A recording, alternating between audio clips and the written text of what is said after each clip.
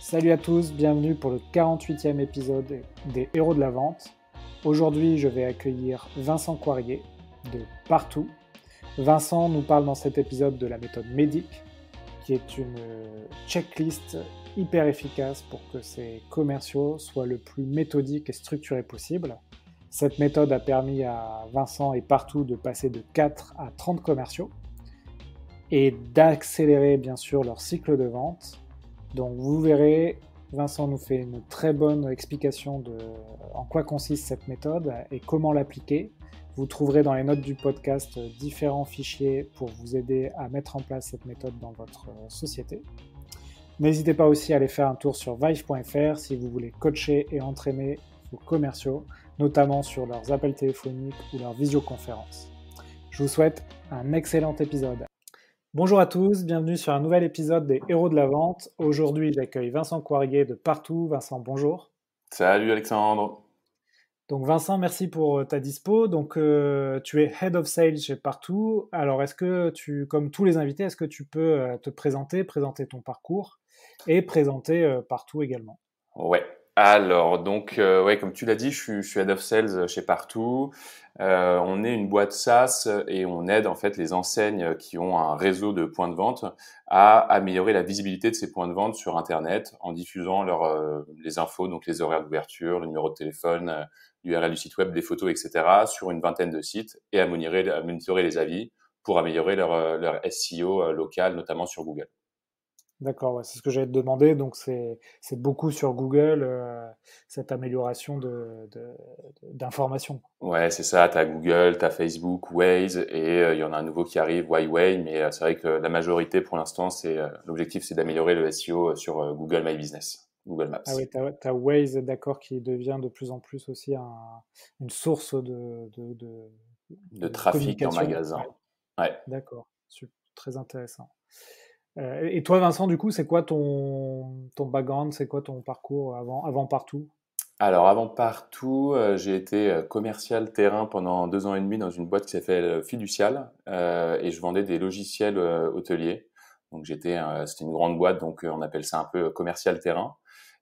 Et donc après, j'ai rejoint Partout il y a 5 ans. Ouais, Et quand j'ai rejoint, on était 7. Et j'ai commencé en sales grand compte. Et l'objectif pour moi, c'était de devenir head of sales assez rapidement. Et donc, j'ai pu devenir head of sales au bout d'1 an et demi. Et au début, donc, je manageais une équipe de 4 personnes. Il y avait Mirko qui était country manager en Italie. Et puis après, j'avais 3 sales en France. Et maintenant, on a pas mal grandi depuis ces 5 ans. Et on est 40 sales et BDR dans mon équipe. Et on est répartis dans 4 pays. Donc, on en a en France, en Espagne, à Barcelone, en Italie et au Brésil. On a ouvert des bureaux à Sao Paulo. Et après, ok, là, sur 2021, l'objectif, c'est d'ouvrir des bureaux localement en Inde et au Mexique. Et puis après, on travaille aussi sur différents marchés à partir de la France avec des sales internationaux pour des marchés, l'Amérique latine, l'Inde, le Moyen-Orient, l'Australie, etc. d'accord. Et donc toi, tu travailles aussi avec ces bureaux étrangers?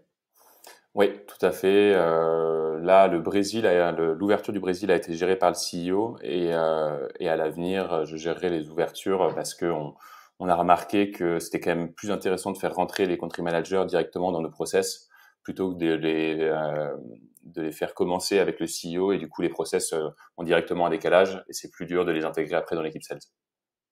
D'accord. Ça doit être intéressant de bosser avec des cultures comme l'Inde, le Mexique, en vente. J'imagine que c'est pas la même approche que nous.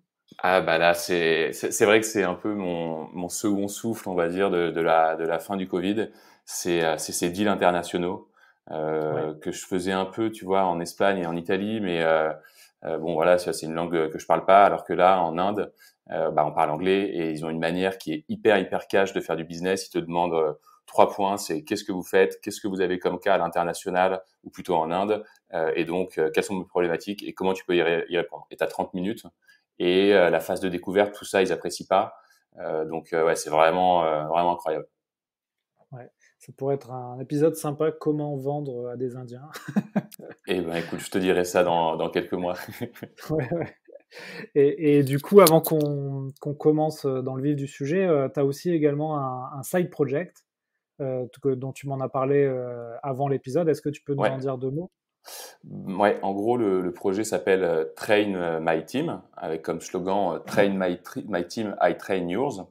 Et l'idée, c'est de pouvoir aider les head of sales à former leurs sales en les mettant en relation pour qu'ils puissent aller former les sales de leurs équipes respectives. Donc, en gros, t'es head of sales, tu vas former une autre équipe de sales, tu vas gagner des points pendant cette formation, et ces points, après, tu vas pouvoir les dépenser pour faire former ton équipe, tes équipes par un autre head of sales. Et donc là, tu vois, j'ai échangé depuis le début du projet, donc en mai pendant le confinement, avec une soixantaine de head of sales, et il y en a une quarantaine là qui ont rejoint le projet, qui bossent sur leur formation ou qui ont déjà des formations de prêtes. Et là, bah, tu as plein de sujets comme Shalom de Aircall qui va travailler sur le pipeline management, Damien de Hocus sur la vente avec l'account-based, basé sur le prospect et faire un gros travail de SAP sur des deals à 1 million. Donc voilà, c'est assez intéressant tous ces échanges. Ouais, donc c'est un échange de bonnes pratiques et il faudra que tu leur proposes de passer sur le podcast à tous ces gens-là. Alors, Shalom est déjà passé, mais j'imagine que d'autres ne connaissent pas ou ne sont pas encore passés. Je leur dirai. Ouais. Et je crois qu'on en parlera plutôt à la fin, mais on parlera justement de cette possibilité de faire des side projects au sein de Partout. À moins que tu veux en dire deux mots maintenant, comme tu le souhaites, quoi. Ouais, bah en gros, il y a mon Partout a été racheté par Webedia il y a 1 an et demi et ça a donné en fait c'est vrai que le fondateur de Partout, Thibault Lévy-Martin, a toujours eu en tête de travailler sur d'autres projets et donc au fur et à mesure bah, ça a donné un peu des aspirations aux différents équipiers de Partout. Et donc il y a Thibaut Renouf, notre CEO, qui a créé Follow Tribes avec deux autres personnes. Et donc Follow Tribe, c'est un peu comme, enfin Madines, c'est de l'actualité startup. Follow Tribe, c'est d'être des articles de fond sur différents process en startup, donc que ce soit produit, tech, commercial, customer success, organisationnel, etc. Et donc après il y a d'autres projets qui sont montés au sein de Partout, qui a incubé 4-5 différentes startups. Ouais, vous faites comme Google, donc vous permettez à vos employés de consacrer un peu de temps à ces side projects. Je sais pas si c'est forcément voulu, mais ça se fait comme ça. C'est comme ça. Ok. Bah, écoute, merci pour cette intro, ces explications. Donc aujourd'hui, on va parler d'une méthode de vente donc, qui s'appelle le MEDDIC. Et voilà, tu voulais nous parler du MEDDIC, notamment en quoi le MEDDIC permet de rendre une entreprise scalable, c'est-à-dire de dupliquer des ventes avec des ressources qui ne se dupliquent pas forcément. Pourquoi tu as voulu nous parler du MEDDIC? Euh, alors, cette méthode de vente, qui est une méthode de vente à l'américaine, elle m'a un peu impressionné parce que j'avais le sentiment, en fait, il y a 3 ans, de pas mal maîtriser mon cycle de vente. Donc, ça faisait 2 ans que je faisais de la vente de grand compte. Et vraiment, j'avais le sentiment ouais, c'est ça, de savoir correctement où est-ce que j'en étais dans mon opportunité, etc. Et là où elle m'a mis un peu une claque, c'est que quand j'en ai entendu parler, je me suis rendu compte que ça structurait un peu toute ma manière de voir la vente. Et surtout, ce qui était hyper intéressant, ça m'a donné un second souffle. J'ai vu à quel point j'étais loin de maîtriser mon cycle de vente. Et en fait, on avait des deals qui étaient de plus en plus complexes avec des concurrents qui sont arrivés, des concurrents américains et allemands. Et surtout, ils avaient, surtout pour les concurrents américains, des sales qui étaient hyper costauds et qui géraient bien mieux leur cycle de vente que nous. Et quand ils sont arrivés, on s'est pris des fessées sur tous les premiers deals. Et donc j'ai compris que notre manière de vendre était trop aléatoire. Donc j'ai découvert cette méthode-là et c'est pour ça que je m'y suis particulièrement intéressé. Ouais, en fait, dans la vente, on se rend compte toujours on sait des choses, mais on ne sait pas forcément beaucoup de choses, et qu'il y a toujours meilleur que soi. Et donc, c'est bien d'être humble et justement de ne pas hésiter à réapprendre pour progresser, quoi. Ouais, C'est un peu ce que tu nous exactement. dis. Exactement. Et puis, tu vois, j'essaie régulièrement de faire des calls avec des directeurs commerciaux. Je pense à Jean-Marie de Miracle, qui est Head of SDR et que j'ai eu pour Train My Team. Si tu veux, quand tu vois les process de vente qui sont mis en place chez Miracle, c'est vraiment, vraiment impressionnant. Donc, quelle que soit la taille de notre startup, on peut apprendre de ces boîtes-là qui ont des process ultra costauds et donc ultra scalables. Ouais. Est-ce que tu peux, avant de commencer, donc à nous expliquer comment tu as implanté le Médic chez Partout, est-ce que tu peux nous expliquer qu'est-ce que ça veut dire Médic? Ouais. Et ben, MEDIC, en gros, bah, c'est un acronyme. Donc, c'est des lettres. Donc, MEDIC, ça s'écrit MEDDIC.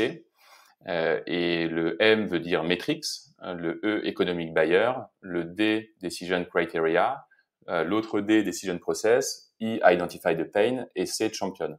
Et en gros, c'est la majorité des éléments qui composent une opportunité. D'accord. Et donc, Donc en fait, ça va être un peu ton guide qui va te permettre dans ton cycle de vente de suivre différentes étapes. ouais, exactement. En fait, c'est une checklist. C'est pas vraiment une Ouais, méthode de vente. Et c'est ça qui est intéressant, c'est que ça veut dire que chaque boîte a sa méthode de vente, sa propre manière de vendre, et t'es pas obligé de la modifier. Tu peux juste plugger Medic à ton cycle de vente. Et l'autre truc qui est intéressant, c'est que tu vois, aux États-Unis, par exemple, les lettres, elles sont organisées de la manière dont je l'ai exprimé. Metrics, Economic Buyer, Decision Criteria, etc. Sauf que nous, en tout cas chez Partout, la première chose qu'on identifie dans un deal, c'est clairement pas les metrics et c'est pas l'Economic Buyer. C'est plutôt la pain et le champion. Donc, ce que je me suis dit, c'est qu'il valait mieux réorganiser les lettres. Et donc, c'est là où, en fait, chacun peut organiser le médic comme il le souhaite. Donc, bah, chez Partout, moi, j'ai réorganisé les lettres, j'en ai ajouté une autre, j'ai ajouté le C de Compelling Event, dont parlait Jérôme Guidou dans ton dernier podcast. Et donc, ouais, c'est vrai. et tu vois, ce qui est intéressant, c'est que Jérôme, il a fait un podcast de 40 minutes ou 1 heure sur le Compelling Event. Donc, en soi, là, nous, on fait une introduction à la méthode médic. On va en parler, voir un peu, tu vois, le type de cycle de vente où c'est intéressant d'utiliser médic, en quoi elle est intéressante du côté sales, en quoi elle est intéressante du côté manager et aussi pour les CEO, comment la mettre en place dans son organisation, etc. Mais dans les faits, on pourrait très bien faire un podcast de 40 minutes ou d'1 heure sur chacune des lettres. Tellement il y a de la profondeur dans ce sujet. D'accord, bah écoute, je vais prévoir ça, hein. S'il y a des volontaires, du coup, pour faire un podcast sur chacune des lettres de Médic, Je vais te prendre les 6 lettres de Médic si tu veux. voilà. Donc, bah écoute, merci pour cette intro à Médic. Euh, Comment tu veux procéder? Tu veux nous expliquer un peu comment tu l'as mis en place chez Partout? Ouais, déjà peut-être t'expliquer comment, enfin dans quelles circonstances est-ce que tu utilises Médic Ouais, et pourquoi. Juste, ouais, donc ce que je te disais, c'est pour repréciser un point, c'est que donc c'est une checklist et mais la meilleure manière en fait de comprendre Médic, c'est que ça va t'aider à analyser ton cycle de vente et ça va t'aider à naviguer dans ton opportunité. Et il y a une image que j'aime bien utiliser, je sais pas si elle est toujours bien claire, tu me diras, mais en gros, j'aime bien comparer une opportunité à un labyrinthe. Tu rentres par le labyrinthe et par ton opportunité au niveau du premier rendez-vous et tu en sors au moment de la signature. Et quand tu commences en fait à te trimballer au sein de ton labyrinthe, il y a des moments où tu vas arriver à des cul-de-sac. Donc ça c'est ce que je représente par la non-connaissance. Et une fois que tu fermes ce cul-de-sac, bah, tu peux continuer ton chemin. Et donc tu fermes cette non-connaissance. Et Médic en fait va t'aider à soulever les pierres pour comprendre ce que tu ne sais pas sur ton deal. Et une fois que tu sais le maximum de choses sur ton deal, eh ben, tu as plus de chances de pouvoir le remporter. d'accord. D'accord. Donc, vous embauchez quelqu'un chez Partout, j'imagine qu'il a une formation là-dessus, et vous lui expliquez c'est quoi enfin, comment vous utilisez cette méthode médic Ouais, votre secteur. exactement. Il y a une formation au bout de quelques semaines, le temps qu'il se sente d'abord à l'aise avec nos process. Et au bout de plusieurs semaines, il a une première formation médic. Et ensuite, il est accompagné sur certains deals pour faire des focus sur la complétion de médic, justement, et le challenge de cette opportunité avec médic. Euh, et après, ça progresse un peu dans le temps et ça va crescendo. Ok, super. Est-ce que le médic, il y a certains secteurs ou certains types de ventes qui sont plus à même de bénéficier du médic, de l'utiliser, Ouais, j'imagine. Ouais, idéalement, c'est quand même sur de la vente B2B, euh, ouais, où il y a des ventes qui vont être complexes avec plusieurs interlocuteurs, parce que ça va t'aider aussi à comprendre les jeux d'influence, les process de décision. Les ventes sont en général sur des ventes long terme, plus de 3 mois, et à gros budget. Gros budget, alors ça dépend des pays. Évidemment, aux États-Unis, un gros budget, c'est plusieurs centaines de milliers d'euros. Déjà, nous, en ouais. France, un deal à plus de 20K mériterait d'avoir la méthode médic. Et après, je pense qu'il faut l'utiliser plus ou moins selon la taille du deal. Quand nous, tu vois, on a des paniers moyens qui vont de 10 à 300K. Et quand on est sur un panier moyen à 10K, on demande très très peu d'éléments de médic. Par contre, quand on est sur un deal à 100K, et ben là, on fait hyper attention à ce que médic soit très bien rempli et surtout chaque lettre. Ok, Donc donc plutôt gros budget. plutôt gros panier moyen, d'accord. Ouais. Et puis après, surtout, quand tu as des cycles de vente qui vont être plus complexes et plus longs et plus gros, c'est là où Medic est hyper agréable, c'est que tu peux modifier les lettres, donc tu peux les réorganiser, mais tu peux en rajouter. Et donc là, tu peux avoir la méthode MET-PIC avec un P, et c'est quand tes cycles de vente sont longs et que les process de décision deviennent très complexes, et ben tu sors le P de Paper Process du Decision Process, parce que tu sais que tu veux faire un gros focus sur la signature, qui va signer les SLA, la RGPD, le fait qu'il y ait différentes signatures. Et ben là, si ton moment de signature devient très complexe, et ben tu sors et tu crées une nouvelle lettre paper process. Ou compelling Ok, event, par exemple, qui a été rajouté. Ou competition. Tu vois, nous, on n'a pas ok, forcément mis competition dans la méthode médic, mais on pourrait le rajouter. ok, très bien. Donc tu nous expliques en fait donc que médic, tu peux adapter en fonction de ton cycle de vente et de tes cibles les fameuses lettres qu'on Ouais. va aborder hein, dans le podcast. Que c'est quand même une méthode adaptée à des gros budgets, des cycles de vente assez longs. Euh, ok, on a dit ça, on a posé les bases. Moi, je suis par exemple auditeur du podcast, je suis commercial, j'ai envie d'utiliser Medic. Comment je vais l'utiliser? Quel intérêt je vais en retirer? Est-ce que tu peux nous donner des premières L'intérêt côté pistes? sales.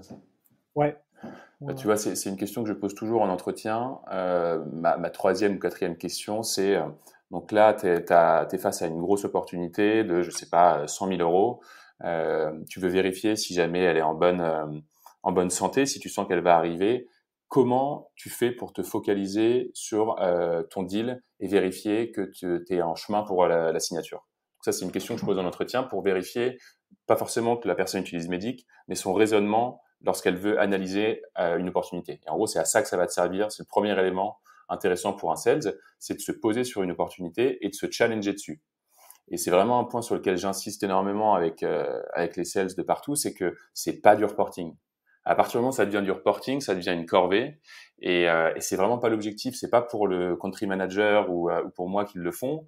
C'est vraiment pour eux, pour pouvoir s'assurer d'avoir une bonne maîtrise de leur opportunité.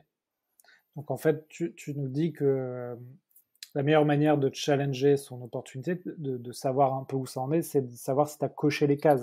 C'est ça de la Ouais, c'est checklist ça. du médic. En fait, sur chacune des lettres que je t'ai données, on a mis la current knowledge, donc ce que tu sais. Désolé pour les mots anglais, j'essaie de pas trop l'utiliser, mais c'est une méthode anglophone. Mais en D'accord. gros, on met la current knowledge, donc ce que tu sais à propos de cette lettre, et le gaps in knowledge, ce que tu ne sais pas. Et D'accord. une fois que tu vas commencer sur chacune des lettres et sur ton gros deal, à marquer tout ce que tu sais, tout ce que tu ne sais pas, eh ben, on a une case dans Salesforce tout en haut ensuite qui est la stratégie. Et ben, tu déploies ta stratégie pour remplir ces trous de non-connaissance, ces gaps in knowledge. Et Ouais. donc, tu vas mieux pouvoir analyser ton opportunité et puis surtout qualifier ton opportunité et la disqualifier. Et si jamais des éléments de médic sont trop loin, soit tu cherches à les combler, soit tu disqualifies ton opportunité. D'accord. C'était ma prochaine question. Justement, quand tu as un manque d'informations, donc soit tu vas chercher plus d'infos, ou soit tu te dis, bah, c'est pas pour nous, quoi. Ouais, pour éviter de perdre du temps. Et puis l'autre Ouais. point intéressant, c'est que quand tu es sales et que tu appelles un de tes prospects, tu as 3-4 éléments en tête que tu dois aller chercher pendant ton call. Tu veux vérifier si jamais ils ont avancé, quels ont été les feedbacks en interne, etc. Mais parce que en tant que sales, tu crois toujours que tu as la maîtrise de ton opportunité et quand tu appelles ton prospect, tu sais ce que tu vas chercher. Mais en fait, tu vas jamais chercher suffisamment. Alors que quand tu as tous tes gaps in knowledge de tes différentes lettres, ben plutôt que d'aller chercher ces 3-4 éléments, tu vas aller chercher 7-8 éléments différents qui vont te permettre d'aller plus vite. Et donc, c'est pour ça aussi que Medic te permet de raccourcir tes cycles de vente. Et aussi, ça te permet de gérer plus d'opportunités parce que j'insiste sur le point de ne pas écrire ces résumés de rendez-vous dans Salesforce. Les résumés de rendez-vous qui ont été écrits sur un papier, parce que le rendez-vous est physique, par exemple, derrière, il n'y a pas de résumé de rendez-vous. Le but, c'est de répartir les différents éléments dans les différentes lettres de Medic. Ce qui fait que si jamais tu as 6-7 rendez-vous dans ton cycle de vente, si tu fais des résumés, bah, ils vont se perdre au milieu des uns et des autres, des actions marketing, des différents calls, et tu pourras plus rien suivre sur Salesforce. Et donc, quand tu vas reprendre une opportunité, il va falloir que tu ailles chercher toutes ces infos.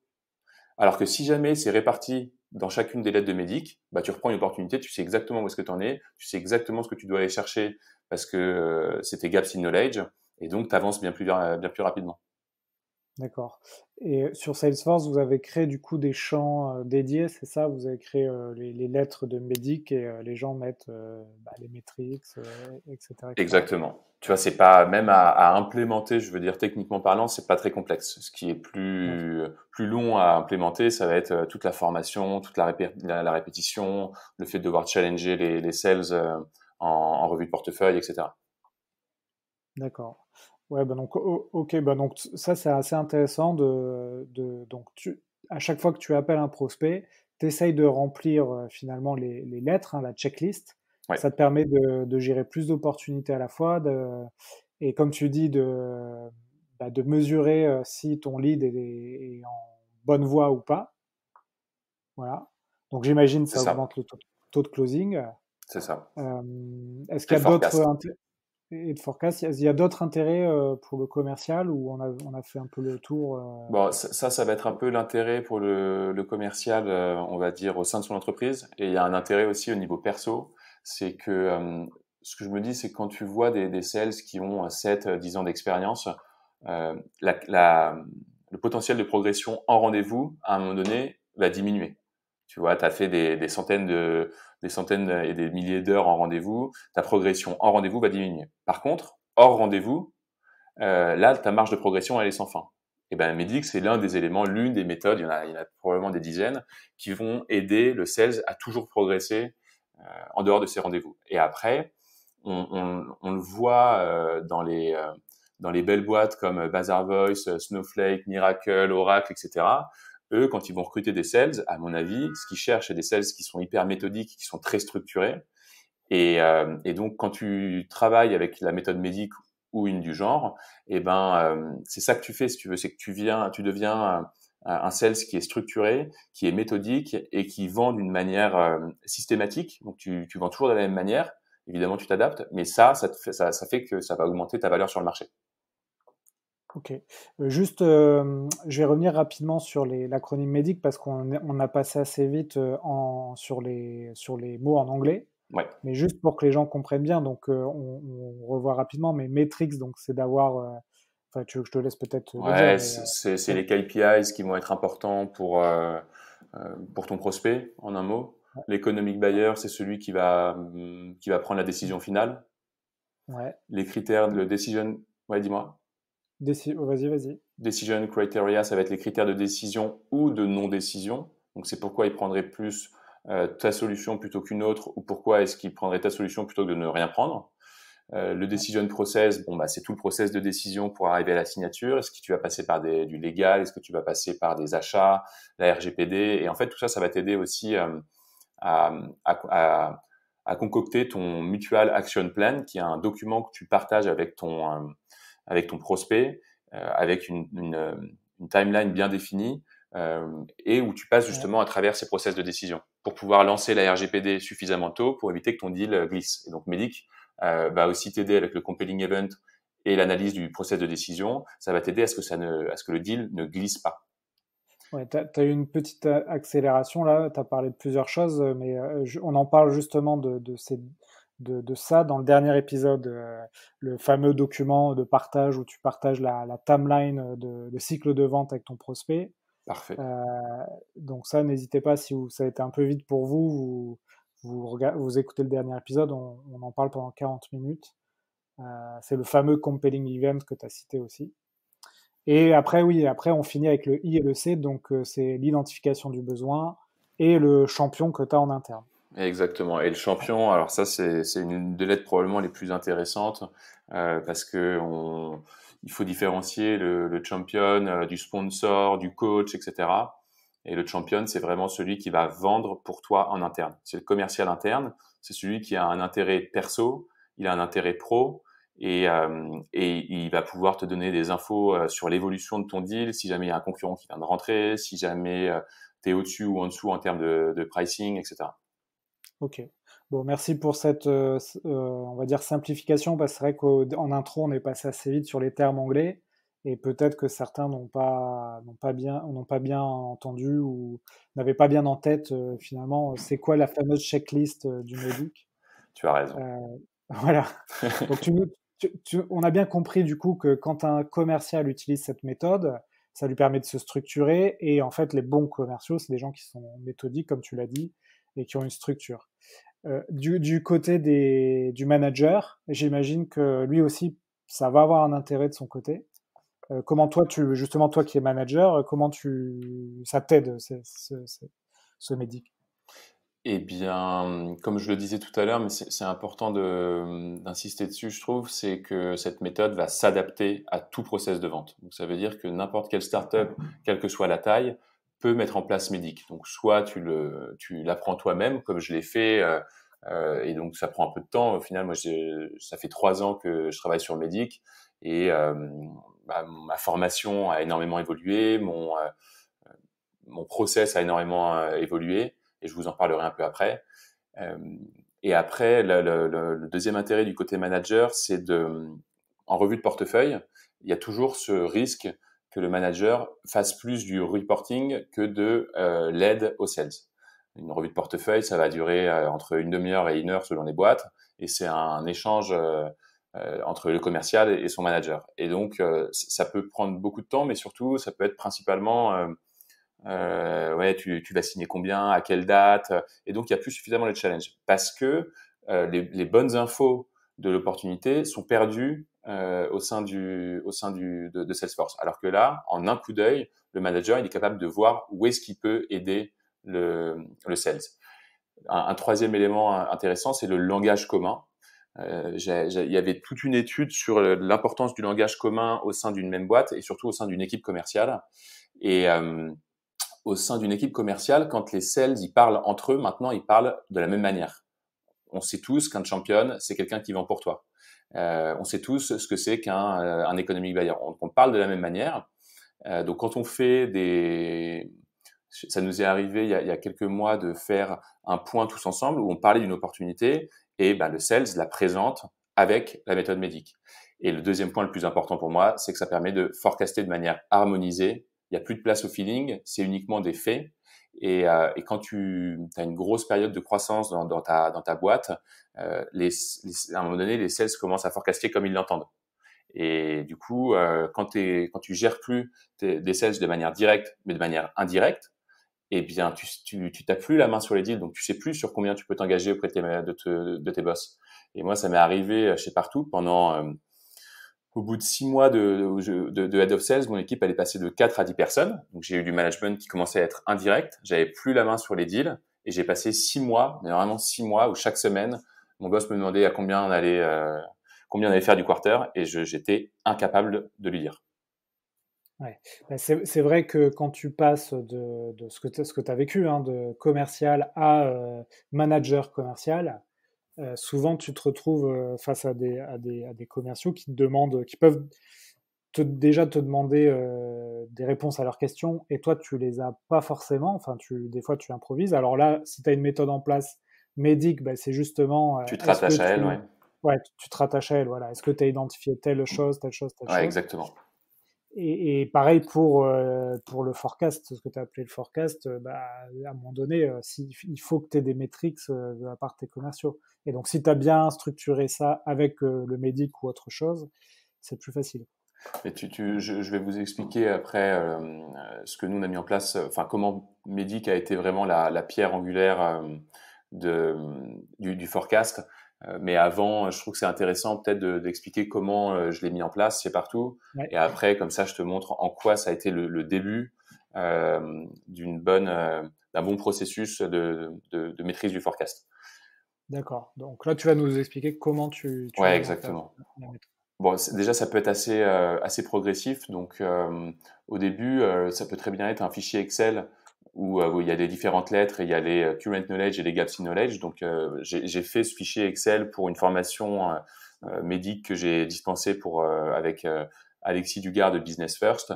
Donc, si jamais vous Ouais, voulez ce fichier Excel, je peux vous l'envoyer si vous me contactez sur LinkedIn. Et après, on peut le mettre sur Salesforce, Médic, donc les différentes lettres, comme tu le disais tout à l'heure. Et après, plus tard, on peut mettre un outil comme iSeeIt, où là, en fait, c'est un outil qui branche, c'est un plugin Salesforce qui permet de brancher Medic directement dans Salesforce. ok, Et top. Le fichier Excel, si tu veux, tu peux me le partager en fichier partagé. Je le mettrai dans les liens du podcast. parfait, parfait. Et donc, même en dehors du côté mise en place opérationnelle, c'est plutôt, il faut un peu faire le choix d'implémenter Medic parce que ça va demander beaucoup de modifications, pas dans le process de vente, mais dans le process de suivi des sales et surtout dans la culture de l'équipe commerciale. Parce que ça va demander beaucoup d'investissement en formation, pas forcément financier, mais humain, beaucoup de coaching et beaucoup de répétitions en revue de portefeuille et de coaching sur les deals, de toujours ramener tout à Medic. Donc c'est assez coûteux en énergie, mais pas forcément coûteux en implémentation. Et est-ce que ça met du temps, enfin, j'imagine que tu vas me dire oui, hein, mais quand tu implantes le médic avec tes équipes, est-ce qu'au début, ils ont du mal à avoir justement ces fameuses informations ou à même à les demander? Ou ça se fait assez vite finalement, c'est plus, il y a un enjeu de transmission, de le garder sur du long terme, quoi. C'est quoi qui a été la difficulté pour toi? Ouais, c'est de continuer, enfin que les sales continuent à remplir Medic. D'accord. Par exemple, là, ce quarter en France, dans l'équipe France, ils ont un peu oublié, ils ont un peu Ouais. diminué, et ça, il suffit que moi je le rappelle moins souvent ou que Guillaume, notre head of sales France, le rappelle moins souvent, ce qui est normal. Tu vois, t'es pris dans le jus, t'as, tes revues de portefeuille deviennent plus du reporting et pas assez de l'accompagnement. Enfin, ça va assez vite. Et du coup, bah, les sales oublient de remplir Medic. Et on le remarque, dès qu'ils oublient de remplir Medic, on peut avoir un quarter où le forecast est beaucoup moins précis. Donc, j'essaie de mettre en Ouais. place des outils. Tu vois, là, à mon avis, en début 2021, je vais mettre un système où dès que tu as un deal au-dessus de 30K, tu dois faire une presse à ton head of sales et à un sales dans la même salle. Et tu présentes ton deal avec Medic par un PowerPoint, mais en tout cas à l'oral, et comme ça, tu te fais challenger. Donc, c'est ce genre d'outil qu'il faut arriver à mettre en place au fur et à mesure, je pense. Donc, au bout de Ok. 3 ans, j'ai toujours pas réussi à ce que ce soit utilisé à 100%, tu vois. C'est variable. Ouais, mais c'est comme la problématique de remplir le CRM à un moment donné. C'est vrai que ça aussi, c'est un enjeu qui est pas toujours facile à, à mettre en place dans ton organisation, quoi. On avait commencé à travailler sur un Slack bot pour remplir Medic dans Salesforce de manière automatique, ou tout un arbre de décision où quand tu poses, enfin en gros le Slack bot te pose une question et tout était orienté sur Medic, et quand il répondait, bah, après il te donnait un pourcentage de santé de l'opportunité. On n'est pas allé jusqu'au bout, mais c'était une idée. Ok. Ok, très bien. Donc tu nous as dit fichier Excel, puis Salesforce, et ensuite tout ça, comment ça va aider finalement à rendre scalable ton équipe et ta société?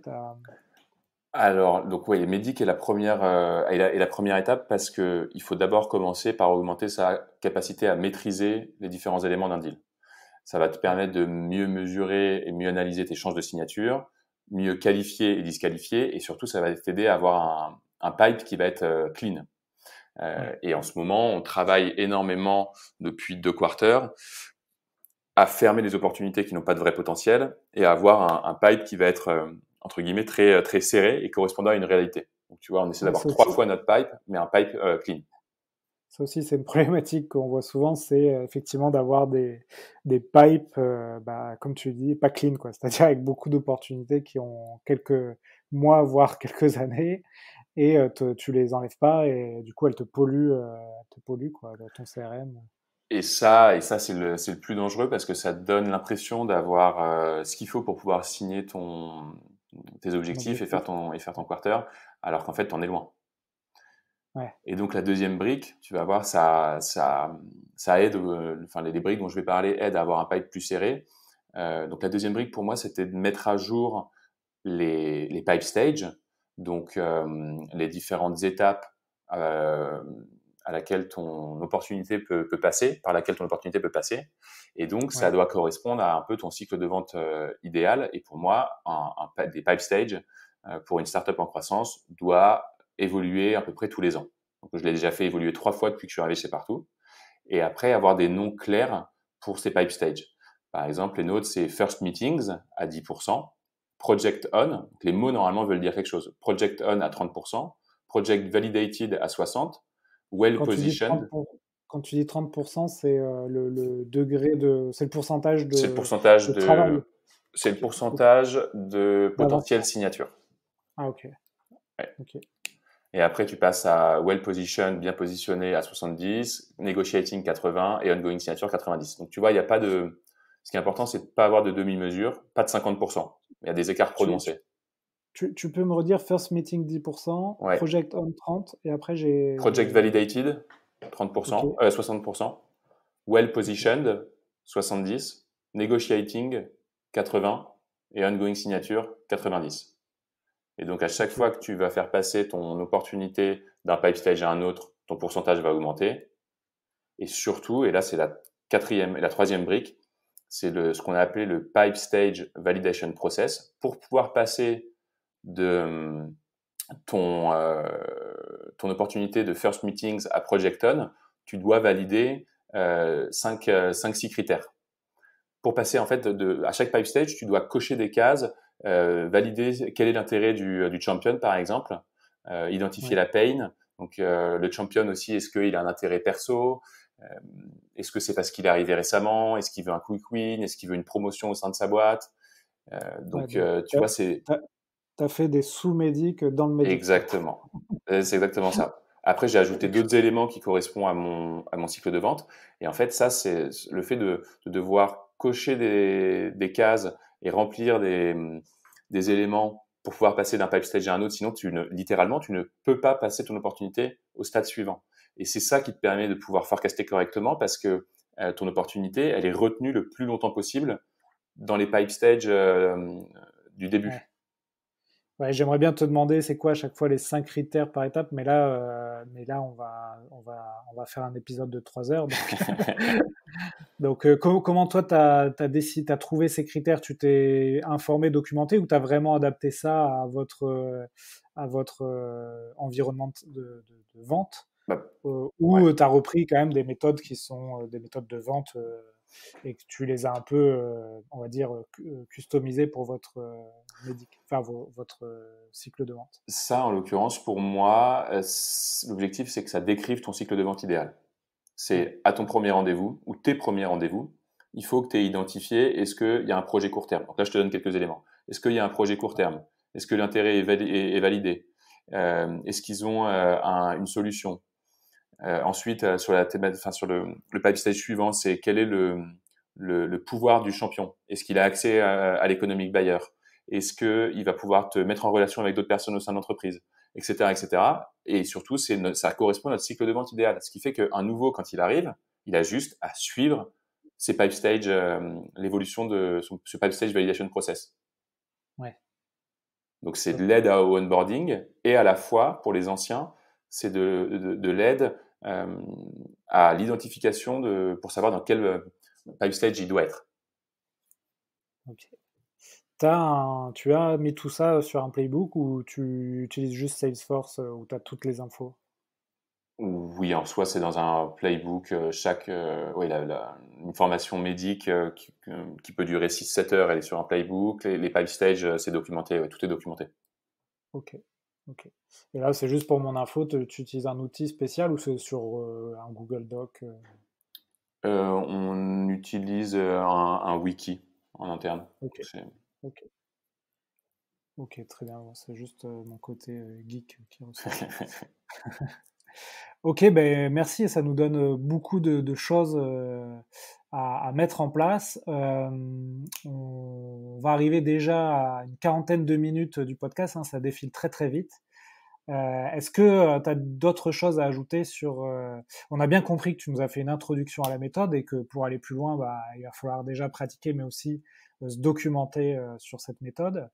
Est-ce que tu as d'autres choses que tu voulais ajouter avant qu'on passe aux dernières questions? Non, en soi, je pense qu'on a vu effectivement tout l'intérêt de la méthode médic. Euh, donc, si vous avez des questions là-dessus, n'hésitez pas à me contacter. Ok, très bien. Donc justement, toi, tu t'es formé de manière autodidacte au Médic. Donc j'imagine que tu as du contenu à nous conseiller. Est-ce que tu as des livres ou des podcasts ou des vidéos à proposer aux auditeurs? Alors, déjà sur la méthode médic, moi quand j'essaie de créer une formation, ce que je fais, c'est que j'échange avec différents sales ou head of sales qui connaissaient la méthode, mais rapidement j'essaie d'écrire le contenu que moi je comprends de la solution, enfin de médic, et je la laisse un peu maturer euh, pendant plusieurs mois, plusieurs années pour l'améliorer ensuite, et seulement à la fin je vais commencer à me documenter énormément pour la compléter. Mais Ok, je préfère d'abord me mettre sur papier ma manière de voir les choses et ensuite je complète. Et pour le côté livre en dehors de Médic, j'avoue que ça m'arrive assez souvent de commencer des livres sur la vente, mais je les finis assez rarement. ouais, Mais j'ai un livre que j'ai lu pendant le confinement qui m'a beaucoup apporté, c'est Make, M-A-K-E de Peter Levels, qu'un ami m'a conseillé de lire pendant le confinement. Et en fait, c'est l'histoire de ce indie hacker, les digital nomades, tous ces mecs qui travaillent en freelance en Thaïlande, à Bali, etc. Ils travaillent sur des projets qui vont ou des produits sur Product Hunt, par exemple. ouais, Et ce bouquin, en fait, il m'a aidé à me lancer pour Train My Team, notamment, parce que j'étais quand même assez attiré à l'idée de pouvoir entreprendre, mais ça me paraissait vraiment être un mur infranchissable. Et en fait, ce bouquin, il y a 4 éléments qui sont intéressants. C'est un, tu peux monter un projet en parallèle de ton taf sans chercher à en faire une grosse boîte directement. Il conseille aussi de monter le projet seul pour avancer sans pression. ouais, Euh, de monter ce projet sur un besoin qu'on a eu soi-même et qu'on veut résoudre, sur un marché de niche au début et sur un secteur qu'on connaît bien. Et donc, tu vois, le projet Train My Team, ça correspondait à tout ça. C'était un besoin que j'avais de pouvoir faire former mes sales par d'autres head of sales, un marché que je connais bien, un marché de niche et sur lequel je me sens à l'aise. Donc, ça m'a aidé à me lancer pour ce projet-là à la fin du confinement. ouais. Ouais, ouais, et ouais, c'est pas mal, ouais, cette idée. Et en plus, ce que je voulais te dire là sur la barrière de passer à l'entrepreneuriat, finalement, une des qualités, je trouve, fondamentales quand tu entreprends, ça va être de vendre ton produit. Donc, si tu viens de ce monde-là, si tu es head of sales, ça déjà, c'est quelque chose que Qui tu va aider, connais, ouais. qui va aider. Bon, après, il y a plein d'autres composantes, mais je trouve que déjà, quand tu connais cette compétence, tu pars déjà d'un bon pied. Carrément. Ok, bah écoute, merci pour ce bouquin. Je le connaissais pas, donc je vais me le procurer. Ça me fait penser aussi à comment il s'appelle, celui qui fait Marketing Mania, qui est aussi digital nomade comme ça, qui a fait un bouquin sur aussi comment créer son projet en vivant à l'étranger, à Bangkok, etc. Là, ils Ça me sont fait toute penser. une immense communauté. Ouais, C'est assez drôle leur vie. ouais, ça me fait penser à ce bouquin aussi que j'ai lu il y a pas longtemps. Je vais pas réussir à trouver son nom, mais bon, vous irez voir Marketing Mania. Stan Leloup, voilà, c'est ça. Stan Leloup, intéressant. Sur les outils ou les routines qui t'aident à performer au quotidien, est-ce que tu as des choses aussi à nous partager? J'ai pas vraiment de routine à proprement parler. D'accord. Bah, C'est c'est une juste, routine. J'ai découvert récemment que se lever tôt, c'est assez cool. Avant, je me levais plutôt à 8 heures. Et depuis que je travaille sur Train My Team, je me lève plutôt à 7 heures, donc je me couche à 23 heures. Ça, c'est ma seule routine, un peu. Et après, dans les outils, il y en a deux que j'aime bien. J'utilise maintenant Pipedrive pour mon CRM perso. Donc, dès que je Ouais, rencontre quelqu'un, que ce soit dans le perso ou dans le pro, je le note et comme ça, je sais que ça pourra m'aider pour plus tard. Il y a un autre outil que j'aime bien, c'est Octopus, qui permet de faire de l'ajout automatique de personnes sur LinkedIn, qui permet de faire de l'auto-visite sur LinkedIn. Et donc, une fois que tu crées tes listes sur Sales Navigator, et ben si tu postes un post par exemple pour du recrutement, et ben dans ce cas j'utilise Octopus pour aller visiter de manière automatique des milliers de profils de sales, euh, parce que ça augmente les chances qu'ils aillent voir mon profil et donc qu'ils voient le post pour le recrutement par exemple. d'accord, donc c'est juste de la visite de profil. Visite et ajout automatique. Ok, visite et ajout. C'est un peu comme prospecting, mais sans l'aspect message, c'est ça? Ouais, ou comme Phantom Buster par exemple. Tu peux aussi envoyer un Ok. message de manière automatique. Ouais, mais toi, ça, toi, tu l'utilises pas, cette fonctionnalité. Non, pas trop. Ok, très bien. Bah écoute, ça marche. On passe aux deux dernières questions avant de clôturer cet épisode. Est-ce que tu as une vente qui t'a marqué dans ta carrière et dans laquelle tu as retiré un apprentissage? Est-ce que tu as ça? Tu peux nous raconter rapidement une vente qui t'a apporté quelque chose dans ta carrière? Je vais raconter. On disait tout à l'heure que ça doit être intéressant de faire des ventes en Inde. Bah, il y en a une là qui m'a particulièrement intéressé en Hollande. Donc c'est pas moi qui l'a géré, c'est Kenza qui est dans l'équipe Sales International chez Partout. Et, euh, et en gros, on avait un acheteur en face qui était très très très costaud. Quand on a fait une négo à un moment donné de 2 heures, lui il était debout parce que son bureau est surélevé. Il avait vraiment, tu voyais ces petites fiches sur le côté droit avec les 5-7 points de négo. Et on est passé par toutes les phases, bon, évidemment, à nous faire comprendre que notre produit, c'est le même que, il n'y a pas vraiment d'éléments différenciants par rapport à la concurrence. Il nous a ramené un concurrent euh, venu de nulle part, nous disant qu'il était moins cher. Et donc, cet échange a duré pas mal de temps sur ce concurrent. Et là où on a pas mal appris, c'était, on a bien résisté dans la négo. Par exemple, à un moment, je lui ai dit, si jamais tu as eu le temps de suffisamment analyser ce concurrent au UK et que tu te sens plus à l'aise de partir avec lui qu'avec nous, en vrai, je le comprendrais, donc n'hésite pas. Et comme je savais qu'on était mieux positionné, bah, juste après, il m'a répondu mais non, l'objectif c'est de travailler avec vous. Et en fait, ce que j'ai vraiment appris de cet échange, donc c'était 2 heures d'échange. On a passé 1 heure entière sur les SLA. Donc les SLA, c'est mettre par exemple un pourcentage d'atteinte. Et si jamais ce pourcentage d'atteinte de la solution n'est pas abouti, eh ben on peut avoir une sorte d'amende, quoi.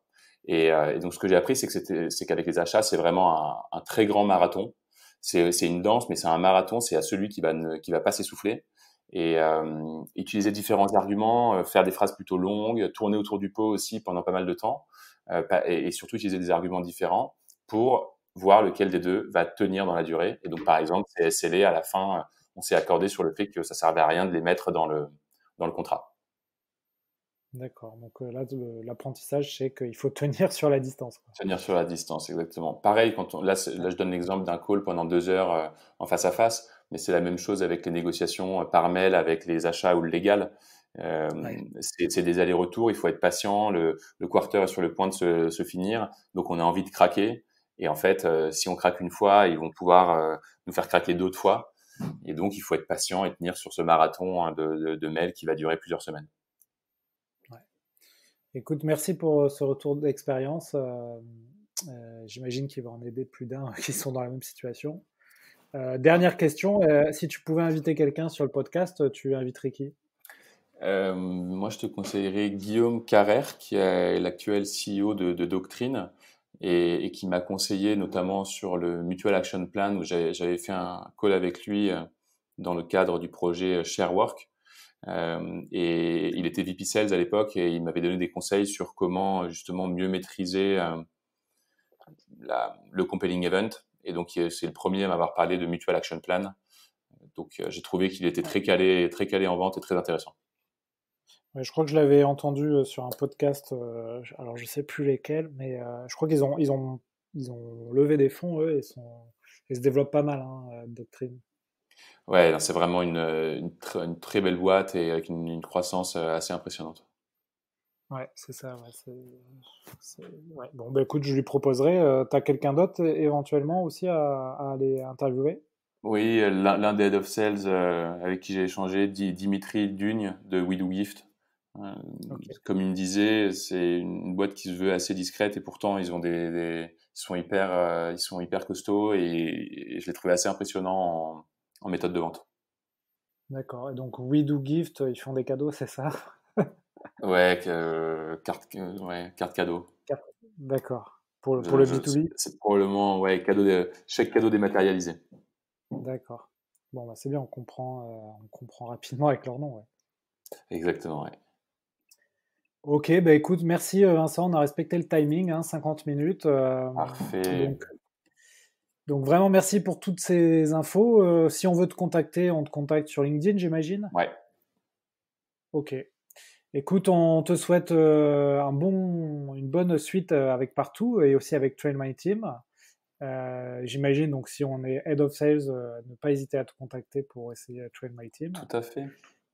Voilà. Vous pouvez aussi me contacter pour essayer Vive si ça vous dit. Je fais ma petite pub.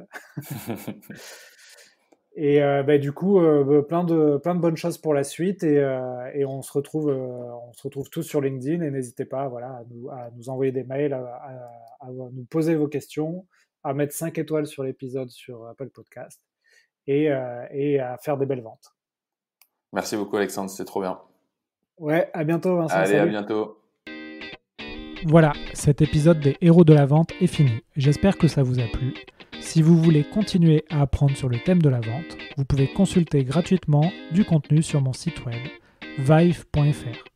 Vous y trouverez des e-books à télécharger en accès libre. N'hésitez pas aussi à me contacter sur LinkedIn pour me proposer des sujets ou des idées d'interview, ou simplement si vous avez des questions ou un feedback à me donner. Enfin, afin que ce podcast se fasse connaître, vous pouvez le noter 5 sur 5 sur iTunes pour que je puisse monter dans les classements. C'est vraiment important. Merci et à la prochaine!